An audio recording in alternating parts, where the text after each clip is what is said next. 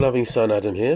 So what I'm going to do is show you just how easy it is to open up a AI account for free. Costs you nothing. So the most well-known one is OpenAI. So you just type in openai.com and then you go to products here and then you go here. Can you see ChatGTP login? Now I'm logged in, so forgive me, let me log out. Oh, we don't see that. Let's log out. Let me show you that in a minute. So, okay, create an account.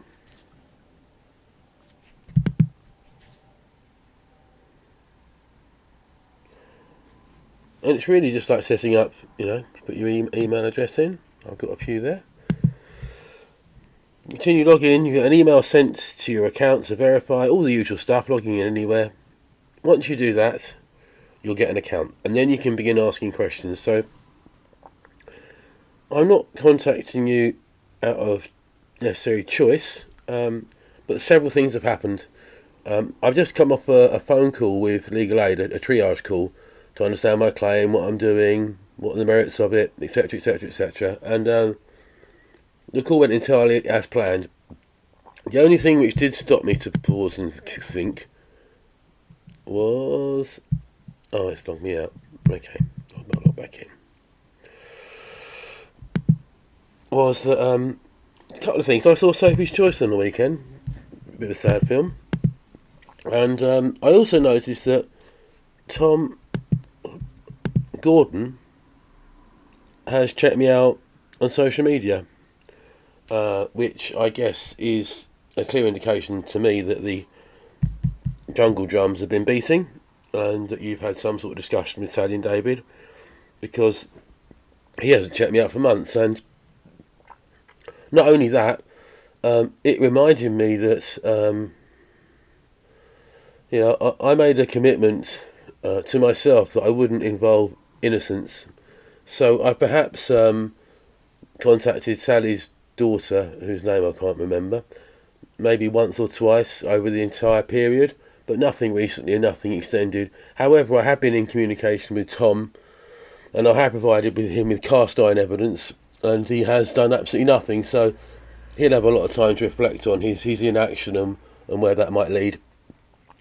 But actually, Tom Gordon can be quite a useful resource, because what he can do is he can confirm, if you haven't already realised, the power of ChatGTP and large language AI models, what they're good and bad at, what knowledge they have, what they know, and he can also confirm some other things which are quite important in terms of my own background that you would have no idea about, because you have no idea what I did for my job.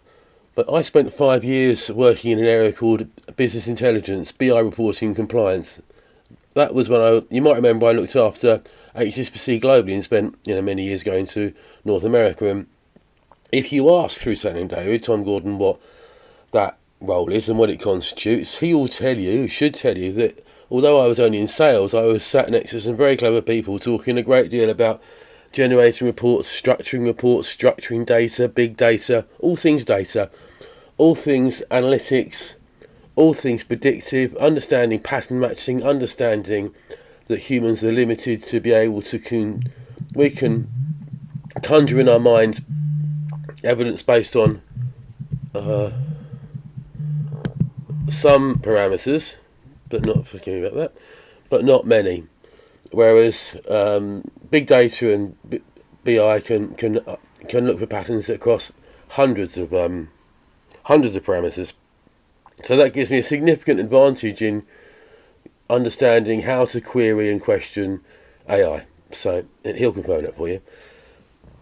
So several things to go through. I also saw Sophie's Choice, which is and it sort of reminded me. And actually, this has been just confirmed by legal aid, who I do meet the criteria for, clearly, by the way, and clearly none of you do, none of the rest of you do, because you need to have £8,000 in savings, so that probably cancels all of you out.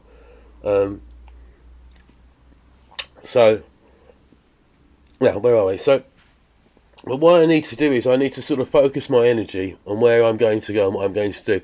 They were pretty blown away by my what I've done with AI, and the comment was, it's, I've sort of managed to replicate a pretty large document management system. And although I couldn't help but have a slight smirk to myself where Tom's working, I realised that ages ago. AI can be used for lots of things. So a couple of interesting little things in passing. I would hate to describe myself as lucky, because certainly lucky I am not. And as I've said on repeated occasions, it will be central to my claim: has people done what they were expected to do? And there is the notion of something called we do live in what's called a Western Christian culture, and within that culture, the role of a mother is revered, but it's also defined. And had my children's mother and my own mother acted in the ways that I thought they would, and culture expects them to, this would have been over a long, long time ago. But actually, the huge karma and kismet around that is that the Domestic Abuse Act changed significantly from the Domestic Violence Act 2004 to the Domestic Abuse Act 2021. And many actions which would have been seen as okay, or not okay, they would have been ethically, morally wrong, but wouldn't have been illegal, have now been defined as illegal in 2021.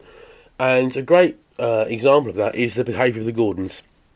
So what I strongly encourage you to do, and what I've been asked to encourage you to do, because the court looks favourably on any efforts to truthfully and meaningfully mediate and truthfully and honestly reach a compromise not involving the courts.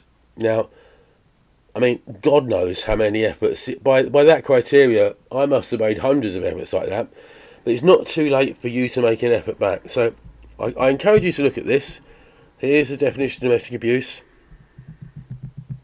Here's the definition of coercive control, which is going to be central. You said it clearly was addressed in the 2004 Act. So, although I'm not unlucky in some ways, some of the things that have happened feel like pure kismet, like pure karma. Like there's, honestly, I'm going to end up believing in God when I look at the technology, how it's only recently become available, how without the technology I wouldn't be able to do any of this. Even the recent upgrade to Claude, which is a more powerful AI that I subscribe to and use. And this is a great example, because up until 2021, what the Gordons were doing would have been immoral, disgusting, unethical, but not illegal. But actually, I've given some examples. You see what I put here, and like it or lump it, these are all true. About your change of executor, about Mandy contacting Sally, about the school fees at a point in time, November, which was interesting for other reasons. The go-between. They were asked to act as a mediator when they already had information that would prove there was abuse taking place. And then, of course, the farce of 2022. Now, I've described all those openly and honestly. I can prove it all. So here we go.